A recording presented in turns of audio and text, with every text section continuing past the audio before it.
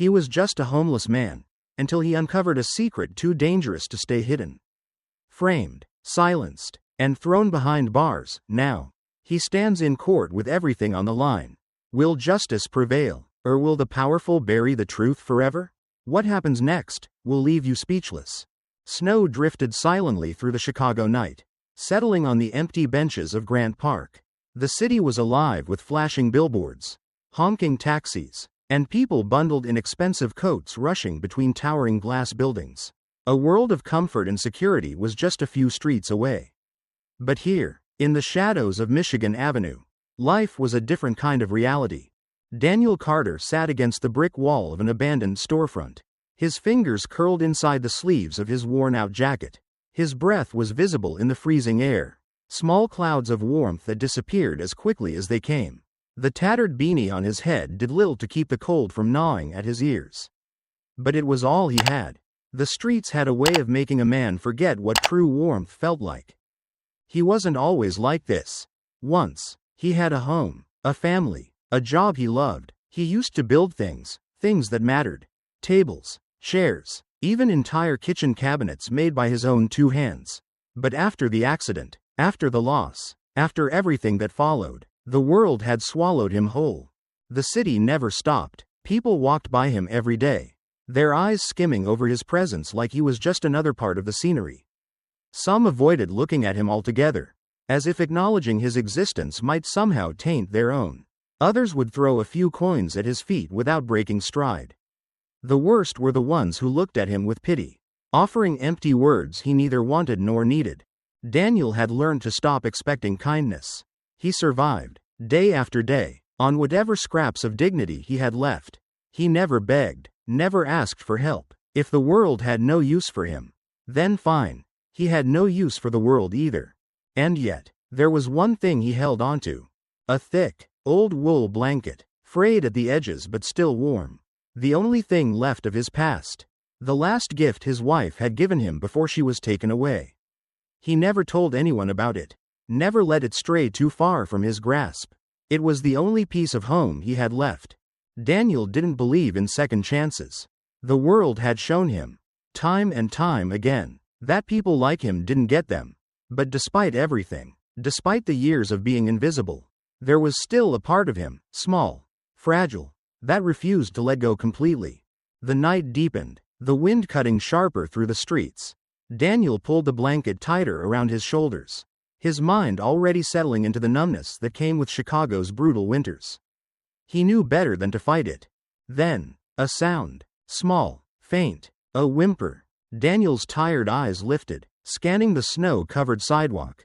A figure stood near the entrance of the park, barely visible under the dim yellow glow of the streetlights. A child. She couldn't have been more than 6. Blonde hair poking out from beneath a thin hood, cheeks red from the cold. She was shivering, arms wrapped around herself, looking around as if searching for something, or someone. Daniel frowned. A lost kid, out in the freezing night? Where the hell were her parents? She took a step forward, her little boots crunching against the ice. But she was struggling. She was too cold. She wouldn't last long. Without thinking, Daniel pushed himself up, joints stiff from hours in the cold. The wind howled as he stepped toward her, his voice rough from disuse. "Hey, kid, you lost?" The girl flinched at first, her eyes darting to him. Daniel had seen that look before, fear, mistrust. He probably looked like every warning she had ever been given about strangers. But fear was quickly overtaken by something else, desperation. She nodded. I can't find my mom." Her voice was barely above a whisper. Daniel glanced up and down the street. The city was never empty. But there was no sign of anyone searching for a missing child. No frantic parent running through the snow. Just endless cars speeding past. Oblivious. The girl's tiny hands were trembling violently, her coat doing nothing against the freezing wind. Daniel knew that look too. The early stages of hypothermia. Damn it. He hesitated, then reached up and pulled the wool blanket from his shoulders. His only source of warmth. The last piece of his past. And he wrapped it around her. The second he did, she collapsed into it, her little body curling into the warmth like it was the first real heat she had felt all night. Daniel sighed. crouching down to meet her eye level. All right, kid, let's get you somewhere warm. We'll figure this out, okay? She nodded, trusting him without question.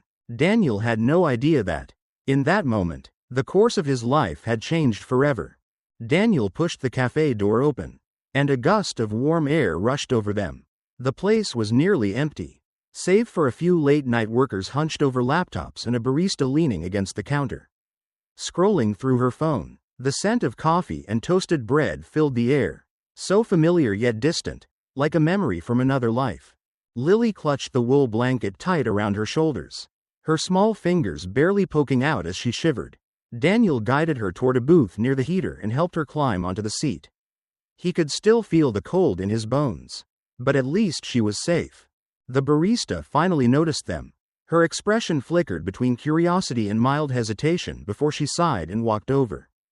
"Hey, buddy, you can't stay too long if you're not ordering something," she said, eyes flicking between Daniel's worn-out clothes and the child sitting across from him. Daniel reached into his pocket, pulling out a few crumpled bills he had managed to hold onto. "2 hot chocolates. That all right?" The barista raised an eyebrow, as if surprised he had money, then nodded and walked away. Daniel leaned back against the booth, exhaling slowly. He wasn't sure what came next. Lily was still quiet, eyes scanning the cafe nervously. She looked exhausted, like she'd been wandering for hours. He needed to figure out where she belonged. As he was trying to think of what to ask her, someone slid into the booth across from them. "That was incredible," the woman said. She had short, dark brown hair tucked behind her ears, a thick scarf wrapped around her neck, and the kind of coat that only people with a steady paycheck could afford. Daniel frowned. "Excuse me?" She smiled, pulling out her phone and flipping the screen toward him. "I saw what you did outside, giving her your blanket. I had to capture that moment." Daniel's stomach twisted when he saw the photo. It was him, crouched down, wrapping his only blanket around Lily. The caption beneath it read, "A homeless man gives the only thing he owns to a lost child in the freezing cold. This is what humanity looks like." He looked up at her. "You took a picture of me?" She didn't seem to notice his discomfort. "Sarah Collins," she introduced herself, extending a hand. "Chicago Tribune. When I saw what you did, I knew people needed to see it. We don't get enough stories like this. Too much bad news in the world. You know?" Daniel ignored her hand, his eyes still fixed on the glowing screen. He didn't like this, didn't like the way his life, his actions, were suddenly on display for strangers. "You posted this?" His voice was flat. Sarah hesitated, as if just now realizing he wasn't thrilled. "Yeah, it's already taking off. Thousands of shares in just an hour." She glanced down at her phone again, her expression brightening. "Wow, looks like a few major accounts are picking it up. This could go viral." Daniel clenched his jaw. He hadn't asked for this. Lily, oblivious to the conversation, took a sip of the hot chocolate the barista had set down in front of her. Letting out a small, satisfied hum, Daniel exhaled through his nose, forcing himself to focus. The kid was the priority. "Listen," he said, looking back at Sarah, "I don't need attention. I just want to get this kid back to her family." Sarah nodded, but there was something unreadable in her expression, like she knew this was bigger than he realized. The bell above the cafe door jingled.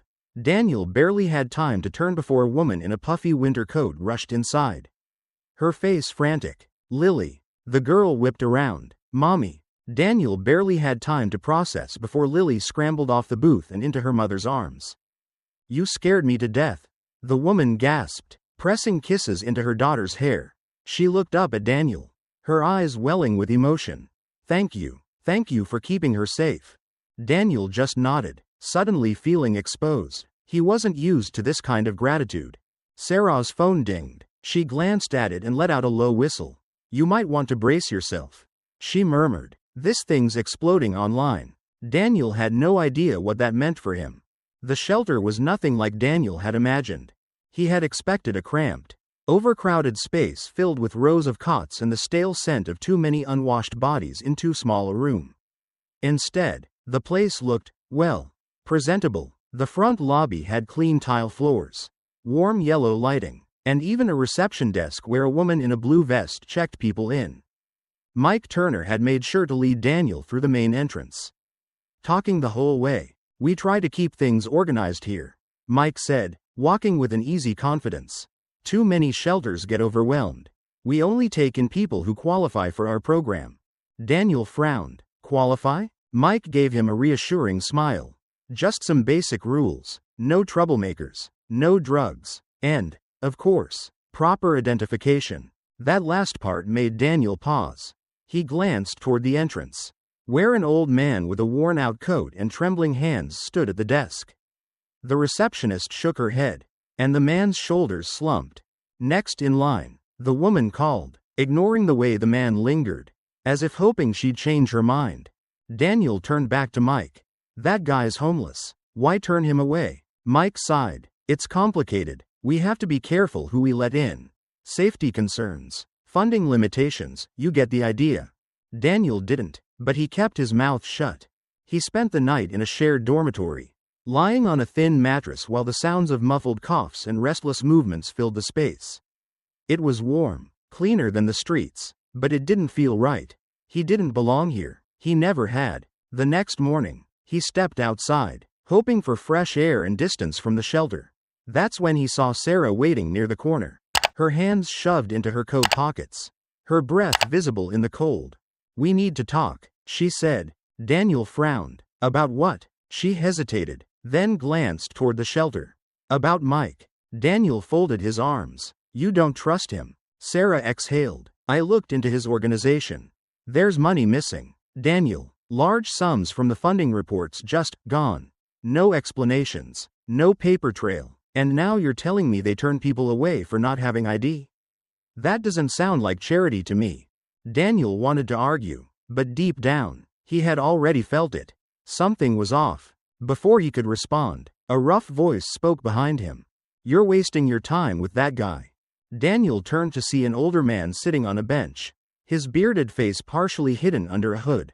His military-style boots were worn but sturdy, his posture relaxed yet alert. "Raymond Harris," the man said, extending a hand. "People call me Ray." Daniel shook it. Ray leaned forward. "I know Mike. Hell, I used to stay here. Back when I thought this place was legit. But Mike? He's not some saint running a charity. He picks the ones that look good for PR. Makes sure the money keeps flowing in. And pockets whatever he can." Sarah crossed her arms. "And the people who don't fit his image?" Ray's expression darkened. "They get pushed out. Or worse." Daniel clenched his jaw. He didn't want to believe it.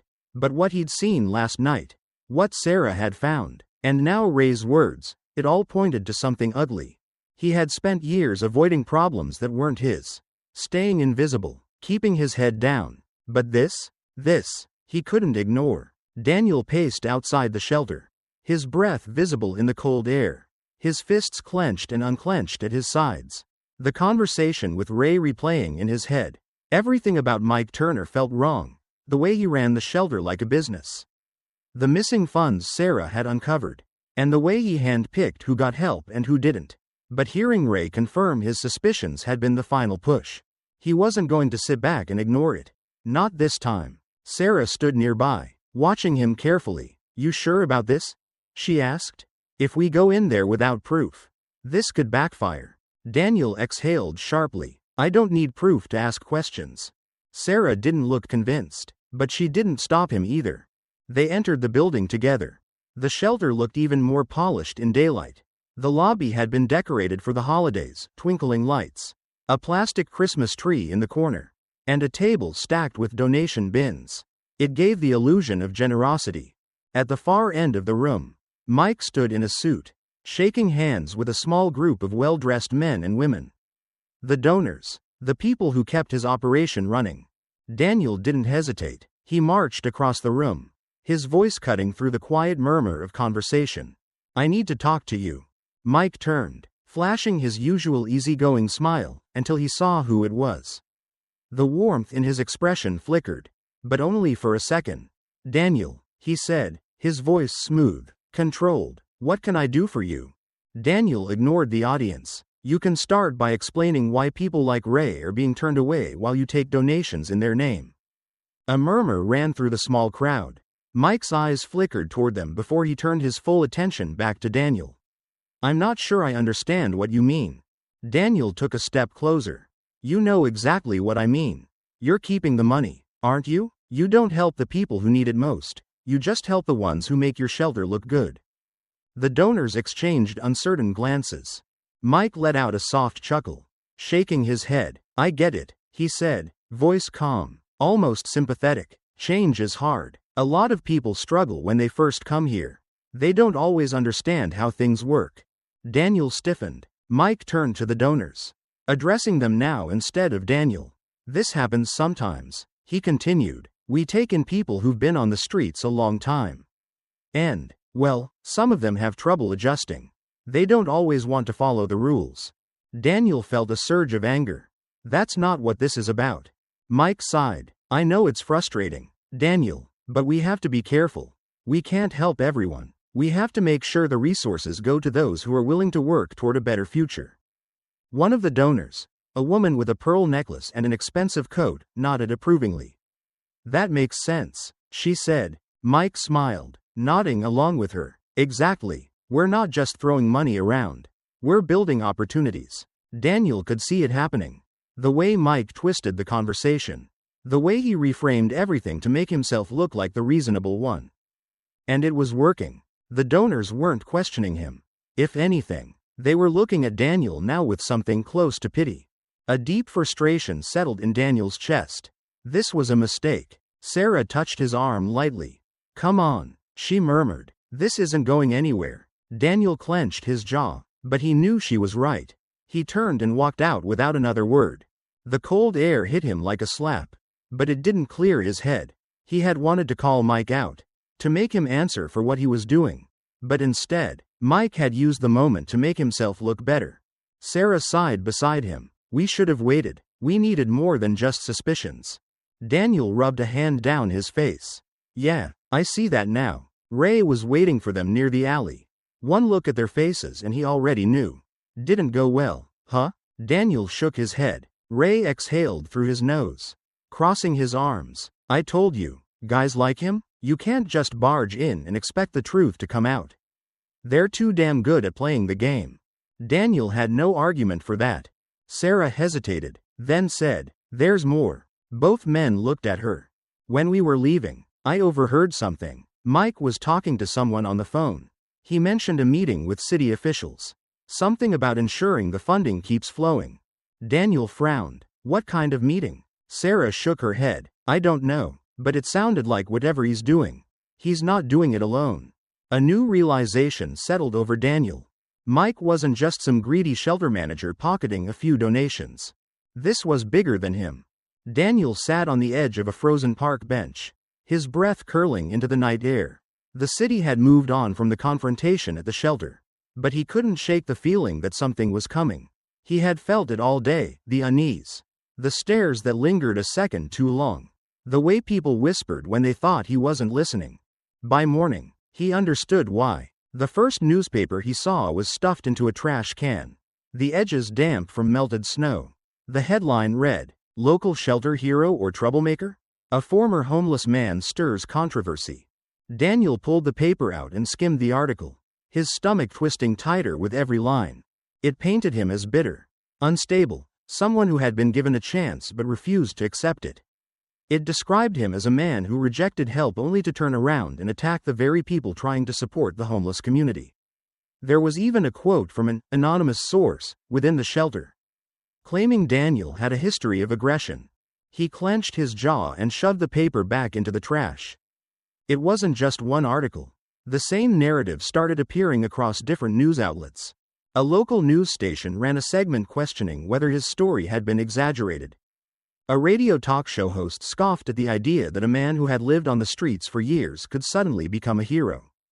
Even online, where his story had first gone viral, the tide was turning. Comments under Sarah's original post now debated whether he had set the whole thing up for attention. Daniel had spent years being invisible. Now, the world saw him, but not for who he was. They had turned him into something else, something convenient. Sarah found him that afternoon, her face tight with frustration. They're trying to bury you, she said. shoving her phone into her pocket. My editor just pulled my follow-up piece. Said we can't afford to be reckless. Daniel exhaled. You mean we can't afford to piss off the wrong people? Sarah hesitated, then nodded. Yeah. Ray arrived later, hands stuffed deep into his coat pockets. Cops have been sniffing around. He muttered. Pulled me aside this morning. Said they were just doing a routine check. But they kept asking about you. Daniel's fingers tightened around the edge of the bench. You think Mike's behind this? Ray scoffed. I'd bet my last damn dollar on it. Daniel rubbed his temples. He had expected pushback. But this? They weren't just discrediting him. They were making sure no one listened. And for the first time, doubt crept in. Had he made everything worse? Had he given them exactly what they needed to shut the whole thing down? That night, he tried to clear his head, stretching out on the frozen ground of Grant Park. The cold bit through his clothes. But he barely felt it. His thoughts were too loud. That was when he heard them. Laughter. Footsteps. Then, a voice. Oh, look, it's Chicago's most famous bum. Daniel barely had time to react before the first kick landed in his ribs. Pain exploded through his side. White hot and unforgiving. He rolled onto his stomach, gasping for air, but another boot caught his shoulder, knocking him onto his back. 3 figures loomed over him. Young, maybe early 20s. One of them crouched down, grinning. Thought you were some kind of hero. Huh? Daniel spat blood onto the pavement. You got the wrong guy. The man smirked. Nah, we got the right guy. Another kick. His head slammed against the ground. And the world blurred. He barely heard the rest. Something about how he was making homeless people look bad. How he should have kept his mouth shut. How people were sick of seeing his face on the news. Then they were gone. Daniel lay there for a long time, staring up at the city lights. Nobody had stopped to help. Nobody even seemed to notice. And that's when it hit him. People loved a good story. They loved to feel inspired. But they didn't want change. Change was uncomfortable. Change meant acknowledging the cracks in the system. The ones people preferred to ignore. It was easier to celebrate the idea of kindness than to face the truth of how hard life really was for people like him. Daniel had been useful as a symbol. But now he was an inconvenience. The realization stung more than the bruises. By the time he heard the wail of an approaching siren, he had already accepted it. The world hadn't changed. It never would. When he woke up, the first thing he saw was the ceiling.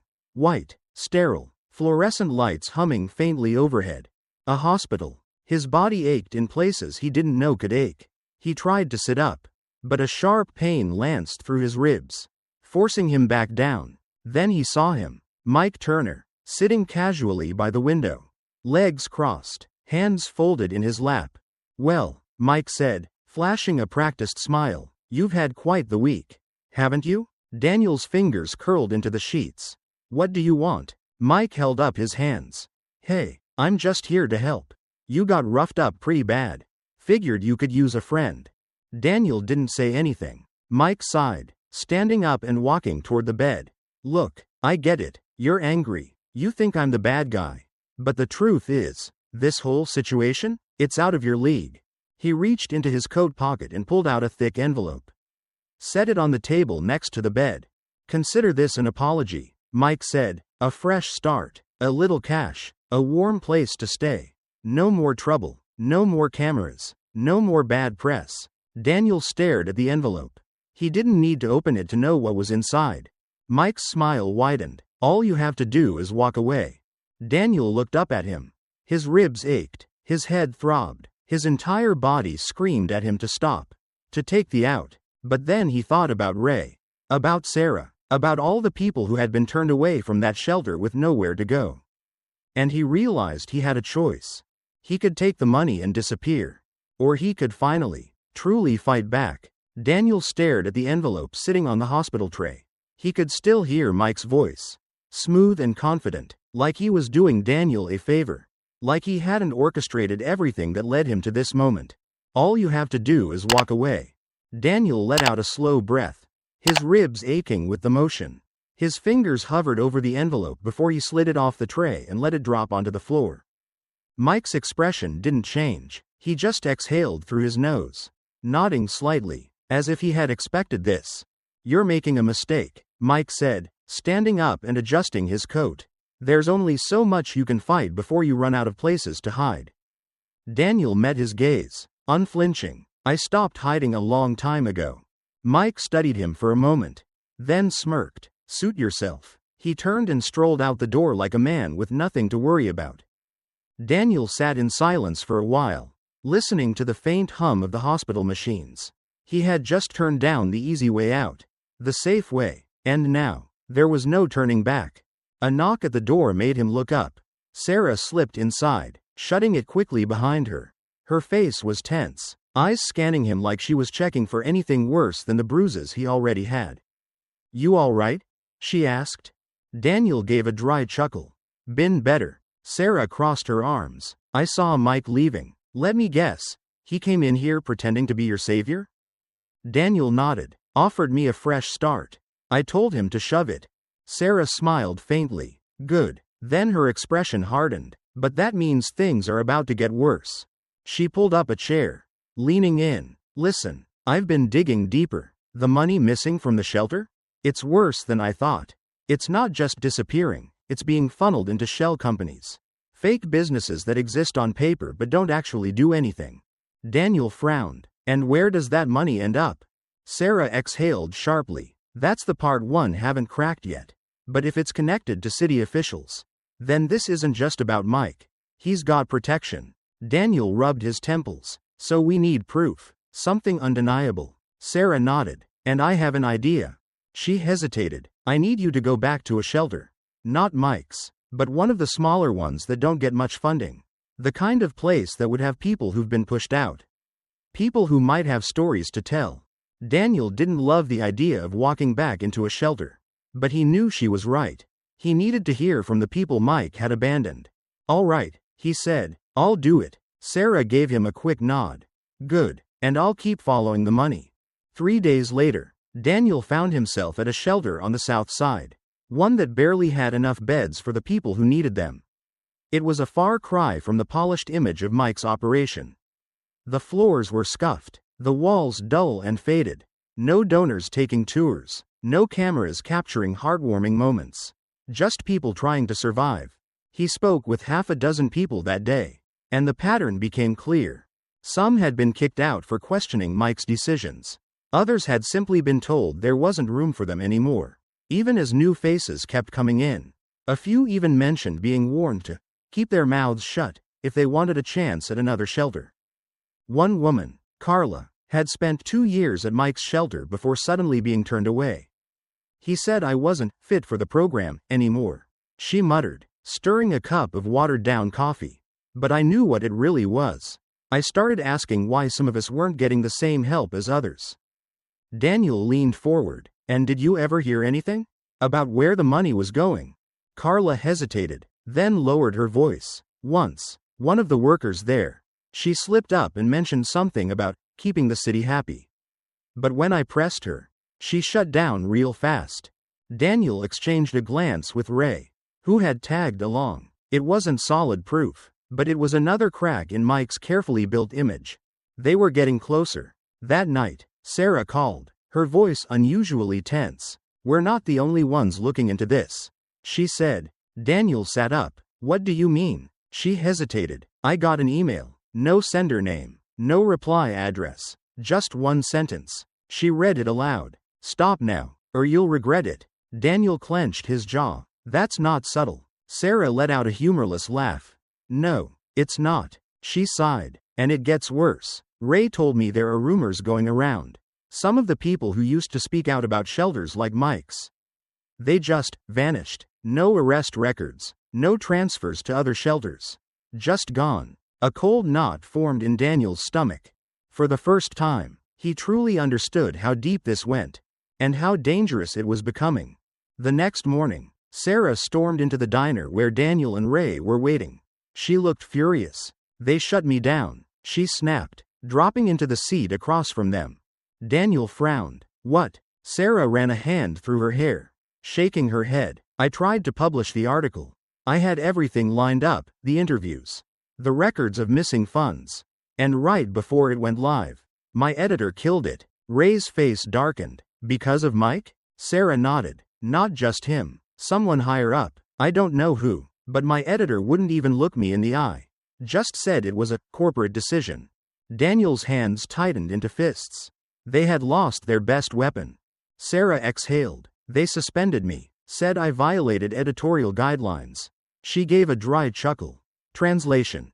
I pissed off the wrong people.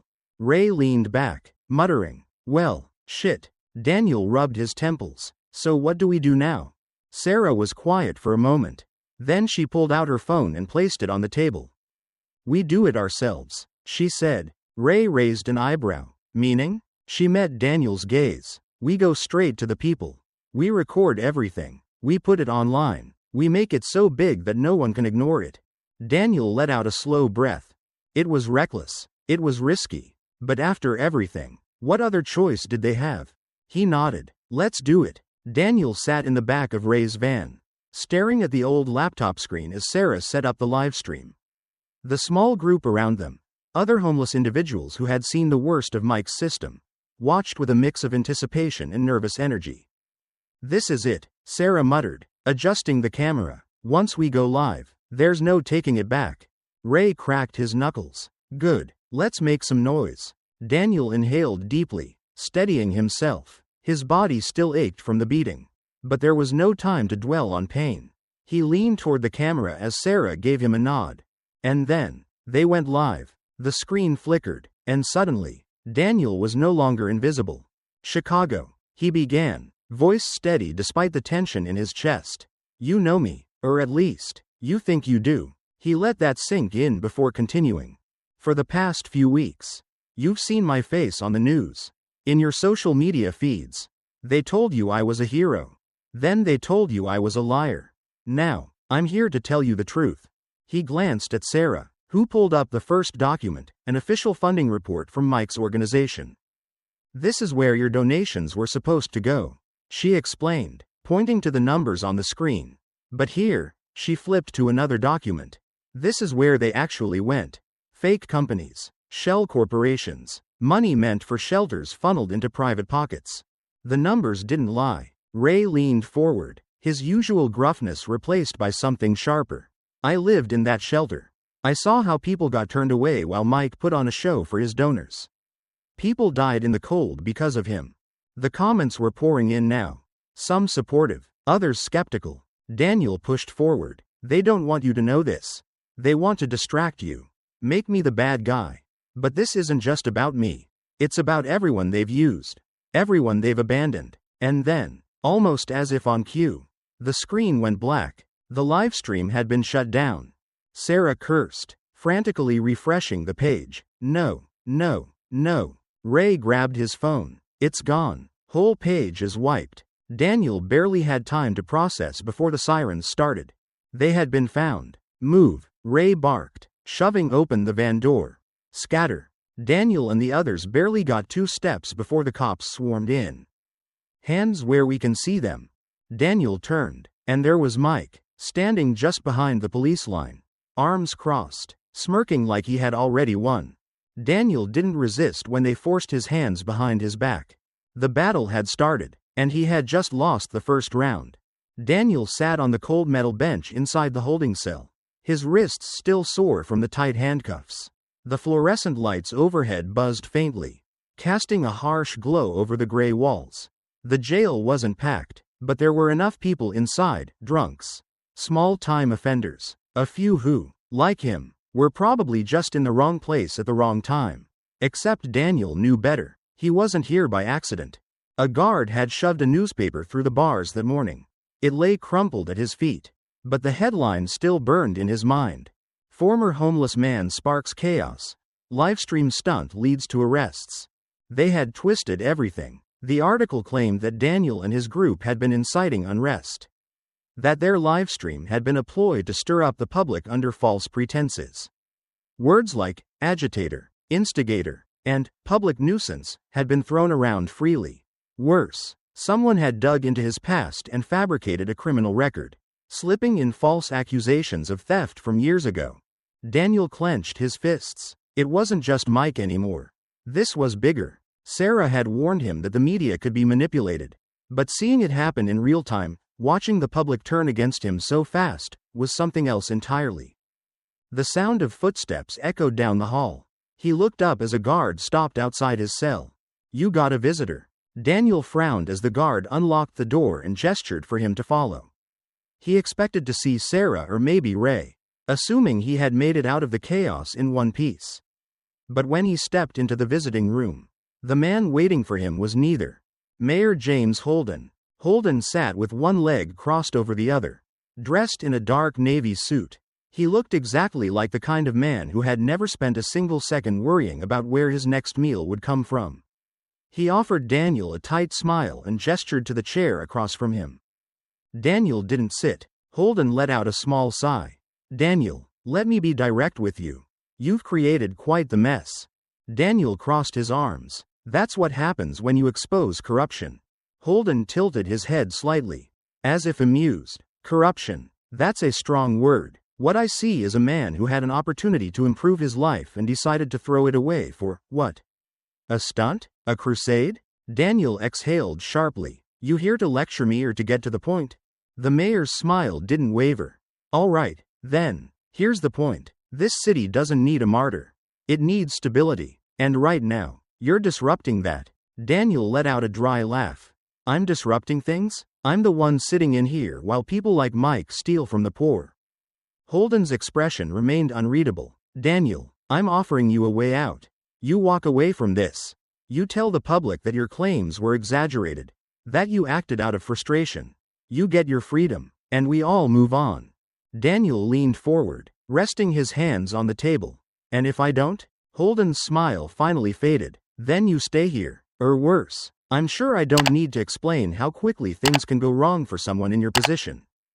Daniel held his gaze. He could see it now. Holden wasn't trying to fix anything. He was trying to bury it. After a long moment, he shook his head, not interested. Holden let out a soft chuckle, shaking his head. "I figured you'd say that. Shame. Really." He stood, straightening his suit jacket. "You should have taken the deal." Daniel watched as the mayor strolled out of the room, his footsteps echoing like a warning. Back in his cell, Daniel barely had time to process the conversation before the next visitor arrived. Mike Turner. He walked in with the same arrogant ease, hands in his coat pockets, a smug grin tugging at the corner of his mouth. Well, Mike said, taking the empty seat across from Daniel. "You really went and made a mess of things, didn't you?" Daniel exhaled through his nose. "You must love this, seeing me in here." Mike chuckled. "I'd be lying if I said I wasn't enjoying it a little. But mostly, I'm just fascinated. You really thought you could win, huh?" Daniel didn't respond. Mike leaned back. "Let me tell you something. Daniel, that whole blanket thing? I knew about it from the start. The second that picture went viral, I saw an opportunity." Daniel frowned. "What are you talking about?" Mike smirked. "You think that moment of kindness was just a random story? No, my friend, it was crafted. Your story was perfect. A struggling homeless man with a heart of gold. I had plans for you. You could have been useful. A face for my campaign. Someone to hold up and say, 'See, look at what we do for the needy.' But then you had to go and ruin it." Daniel's stomach twisted. The whole time, he had been nothing more than a tool to Mike. A story to be exploited. Mike leaned in slightly. "And now? Now you're not useful. You're a liability. And liabilities get taken care of." Daniel stared at him. "Is that a threat?" Mike smiled, but there was no warmth in it. "It's reality. You already saw how fast the narrative changed. The world turned against you in days. Imagine what happens if you push this further." Daniel's jaw clenched. He had walked into this thinking he was just fighting one corrupt man. Now, he realized he had been playing a rigged game from the start. Mike stood, adjusting his coat. "I'll leave you with one last piece of advice. Daniel, you think you're fighting for justice. But the people you're trying to save? They won't care when you're gone. They'll forget you the second the next big story comes along." Daniel said nothing as Mike walked out of the room, whistling to himself. But deep inside, something had shifted. Daniel had spent years believing that people like Mike would always win. That the system was too big to fight. But now, he saw the cracks. Mike wouldn't have come here if he wasn't afraid. Holden wouldn't have offered him a deal if he wasn't a threat. Daniel had one chance left, and he wasn't going to waste it. Sarah sat in a dimly lit motel room, her laptop open on the rickety desk. The air smelled of stale coffee and cigarette smoke from the previous tenant. But she barely noticed. Her fingers flew across the keyboard, pulling up documents, emails, and every piece of evidence they had left. "We're running out of time," she muttered, glancing at Ray, who was leaning against the wall with his arms crossed. "If we don't get this out now, they'll bury it." Ray exhaled. "Then let's stop talking about it and do it." Sarah nodded and dialed a number. It rang twice before a voice answered. "This is David Murphy with the Chicago Independent." Sarah took a breath. "I have a story for you. One that could take down a mayor." By the next morning, the article was live. "The Shelter Scam: How Chicago's Leaders Exploited the Homeless for Profit." It detailed everything: Mike's fraudulent organizations, the money siphoned into ghost companies, the way city officials, including Mayor Holden, had turned a blind eye in exchange for their own share of the cut. The documents Sarah had collected were attached for the public to see. And the public was seeing it. Within hours, the article was being shared across social media, independent journalists picking it up, activists calling for an investigation, even mainstream news stations, the ones that had been so quick to vilify Daniel, had no choice but to acknowledge it. Daniel sat in his jail cell, listening to the murmurs of guards as they checked their phones, the way they exchanged looks. Something was shifting. Then, his lawyer Marcus arrived. "You're going to court," Marcus said, sliding a file across the table. "And we're not just fighting your arrest. We're going after all of them." Daniel flipped through the documents. "We have enough?" Marcus grinned. "We have more than enough." Mike Turner had disappeared. No statements, no public defense, just gone. Daniel knew what that meant. Mike wasn't the top of the chain. He was a pawn in something bigger. And now, the real players were making their moves.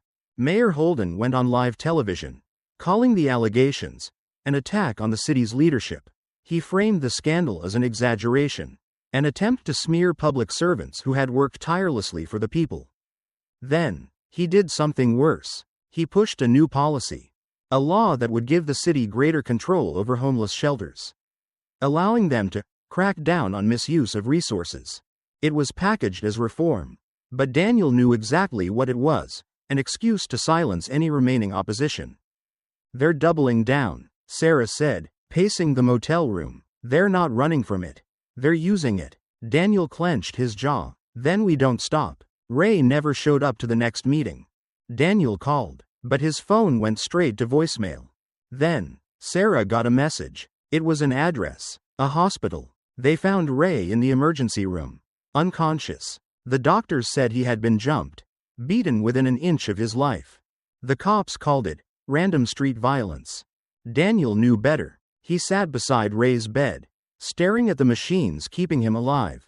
His old friend, the man who had warned him, who had fought with him, was now barely breathing. Sarah sat on the other side of the bed, her hands trembling. "This wasn't random." "No," Daniel whispered. "It wasn't." Then, Ray's fingers twitched. His eyes opened just enough to meet Daniel's. His voice was weak, barely audible, but Daniel leaned in and heard him. "If I can change just one life, then mine was worth it." Daniel swallowed the lump in his throat. The fight wasn't over. It was just beginning. Daniel sat in the interrogation room, his hands resting on the cold metal table. His reflection in the one-way mirror was barely recognizable, a man worn down by battle. Yet still standing. He had fought for weeks, lost friends, been beaten, thrown in jail, and turned into a public villain. Now, the man responsible for all of it was sitting across from him. Mayor James Holden smoothed his tie before folding his hands together. "I admire your resilience, Daniel, I really do. But let's be honest, how much more can you take?" Daniel didn't answer. Holden sighed, leaning forward. "Here's the deal. You walk away from this. You tell the public you exaggerated, that you were misled. In return, I make all of this disappear. You leave here a free man, with a generous compensation package." Daniel's fingers twitched. "And if I say no?" Holden's expression didn't change. Then we drag this out until you're nothing but a footnote. We'll find more dirt, more eyewitnesses, to paint you as an unhinged troublemaker. Hell, we might even find some old warrants with your name on them. Who's going to question it? Daniel clenched his jaw. He thought of Ray, still lying in that hospital bed. Of Sarah risking everything to get the truth out. Of all the people who had been discarded by men like Holden. He exhaled slowly. Keep your money. For the first time, Holden's mask slipped, a flicker of irritation flashing in his eyes. You really are a stubborn old man. Daniel leaned back, voice steady. And you're running out of time. Holden studied him for a moment, then stood. Your choice. As he walked toward the door, Daniel spoke again. You ever wonder what happens when people stop being afraid? Holden paused, but didn't turn around. Daniel smirked. You will. Sarah had done her part. The press conference was held at a rundown community center. But the room was packed. Cameras from independent news stations lined the back wall. Mainstream media had ignored them at first. But now, after the scandal had reached a boiling point, they had no choice but to cover it. Sarah stepped up to the microphone, her voice unwavering. For weeks, the city has tried to silence the truth. They've smeared Daniel Carter. They've manipulated the media. And they've used the legal system to protect the powerful. But today, we're releasing the evidence that proves everything. She held up a flash drive. This contains financial records, emails, and internal documents showing the corruption inside the city's homeless aid programs. Murmurs rippled through the crowd. Some nodded in approval. Others remained skeptical. Then Sarah's phone buzzed. A notification from an unknown number. Just a single message. Check your email. Frowning, she opened her inbox. A new audio file had been sent with no sender name. No subject. Just a simple attachment labeled listen. Heart pounding. She hit play. A male voice crackled through the speakers. The funding is secure, as long as we keep up appearances. The shelters serve their purpose. But we don't need to waste resources on those people. Sarah's breath caught. The next voice was unmistakable. They'll believe whatever we tell them. As long as the donors see happy faces and clean halls. Nobody asks where the money actually goes. The mayor gets his cut. I get mine. And everyone wins. The room fell silent. Sarah looked up, eyes meeting the stunned faces of the journalists. There it was. The final nail in their coffin. Holden watched the press conference from his office. His fingers tightening around a glass of whiskey in his hand. The audio was everywhere now. News stations had no choice but to report it. The internet was flooded with demands for investigations. Arrests. His phone buzzed. Holden let it ring. Then, he picked up. Do you have any idea what you've done? Mike's voice was frantic. That recording, it wasn't supposed to exist. Holden exhaled through his nose. Then you should have been more careful. Silence. Then, Mike's voice. Quieter. What do we do? Holden swirled the whiskey in his glass, watching the city lights flicker beyond his window. We survive, he muttered, then ended the call. Daniel stepped out of the courthouse, feeling the cold air hit his face. He was free, not because the system had decided to be fair, but because they had been forced into a corner. The evidence was undeniable. As he walked down the steps, reporters swarmed around him, shouting questions. He ignored them. Sarah was waiting near the curb, her expression a mixture of exhaustion and relief. You did it, she said. Daniel shook his head. We did it. He turned his gaze toward the city, knowing this wasn't the end. But for the first time in a long time, he believed they had a chance. Mike Turner sat in an orange jumpsuit, his hands cuffed in front of him. The courtroom was nearly silent as the judge read the charges: fraud, embezzlement, conspiracy. The list went on, each accusation another weight pressing down on the man who had once walked through the city like he owned it. Daniel watched from the back of the room. There was no satisfaction in seeing Mike like this, just a dull sense of inevitability. A man like him was never meant to win forever. The sentence came down swift and merciless. A decade in federal prison. Mike didn't flinch, didn't react, but as the guards led him away, he turned his head just enough to catch Daniel's eye. For a moment, there was something close to amusement in his expression, like he had known all along that even if he fell, the machine that had built him would keep running. Daniel exhaled through his nose. It wasn't over. Not really. Mayor Holden resigned in a hastily arranged press conference. He stood at the podium, his voice steady but his eyes tired, worn down by weeks of relentless scrutiny. "I have always served this city with integrity," he said, though no one believed him anymore.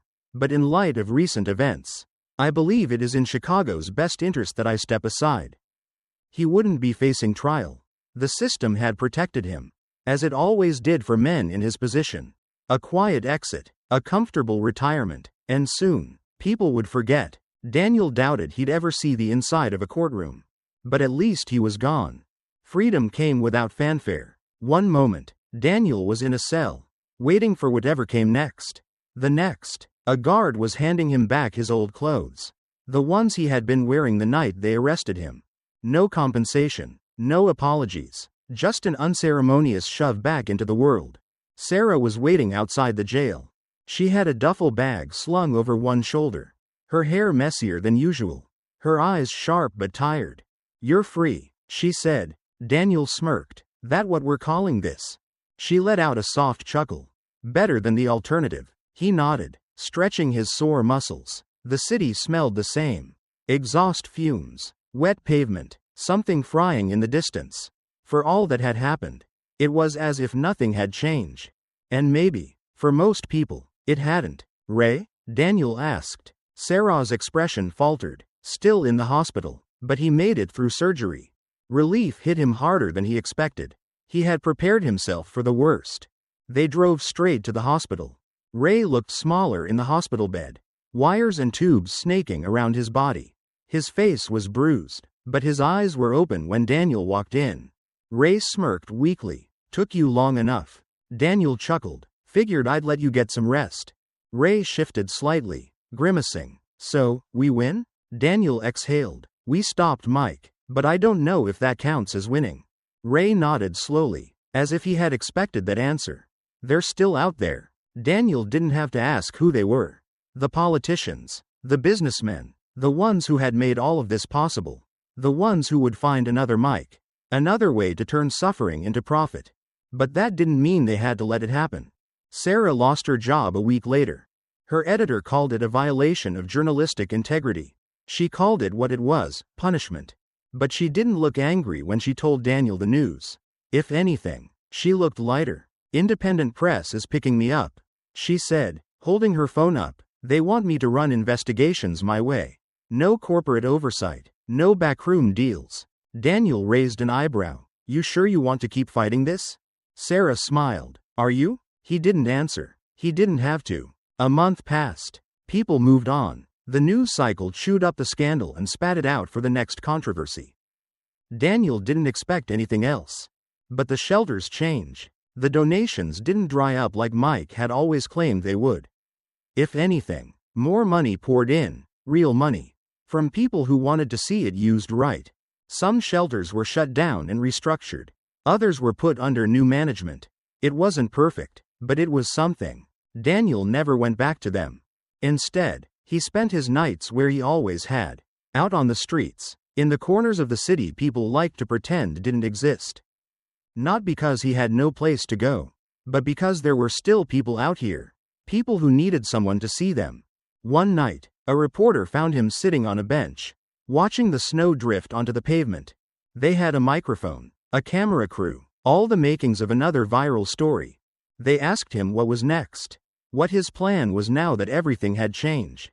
Daniel just smiled faintly, pulling his coat tighter around himself. "I'm not a hero," he said. "I'm just a guy who got tired of the bullshit." The reporter seemed taken aback. But Daniel didn't elaborate, because the truth was, there was no neat ending to this. No victory speech, no perfect resolution. There was only the next fight. And Daniel Carter was ready for it. Daniel sat on the edge of a park bench, his fingers wrapped around a steaming cup of coffee. The air was crisp, winter biting at his skin. But he didn't mind. He had spent too many years fearing the cold to let it bother him now. The city moved around him. As it always had, people rushed past, bundled in thick coats, heads down, lost in their own worlds. If any of them recognized him, they didn't show it, and that was fine. He wasn't looking for recognition. Across the street, A newsstand displayed a headline about the latest political scandal. Not his, not Mike's, something new. The world had moved on. It always did. But Daniel hadn't. He spent most of his days working with shelters, not the big, flashy ones that attracted donors and cameras, but the ones that barely scraped by. The ones that helped people like Ray, like the Daniel Carter from a year ago. Still, he kept his distance from the spotlight. Sarah had tried to get him to do interviews. Even Marcus said his story could inspire people. Maybe it could, but he wasn't interested in being anyone's symbol. He was just a man who had seen too much to walk away. A gust of wind swept through the park, and Daniel pulled his coat tighter. His hand brushed against something soft. The blanket, not his old one, that was gone. Lost to the past. This was Ray's. He had taken it from the hospital after Ray passed. The doctors had folded it neatly at the foot of his bed, as if it was just another item to be returned to its owner. But Ray wasn't coming back. So Daniel had kept it. It wasn't about warmth. It was about remembering. That night, the city was alive with lights. Holiday decorations lining the streets. Chicago always looked its best in the winter, even if it was at its coldest. Daniel walked through an alley, shortcutting toward a shelter on the west side when he saw it. A child, no older than 6, curled up against a brick wall, shivering. For a second, he was back in that night. The snow falling heavy, Lily standing alone in the cold. He shook himself out of it and stepped forward. The child flinched at first, wide eyes staring up at him. Daniel knelt down, his voice soft. "You all right, kid?" No answer, just a slow, uncertain shake of the head. Daniel reached into his coat, pulling out the blanket, Ray's blanket. Carefully, he draped it over the child's shoulders, making sure it covered them completely. The kid's small hands clutched at the fabric, pulling it closer. Daniel offered a faint smile. "We can't fix the whole world, but we can start with one person." For a moment, the child just stared at him. Then, slowly, they nodded. Daniel stood. "Come on, let's get you somewhere warm." He took the child's hand and led them toward the shelter, the city buzzing around them.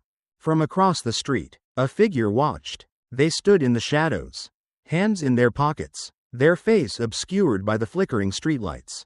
They had been watching for a while.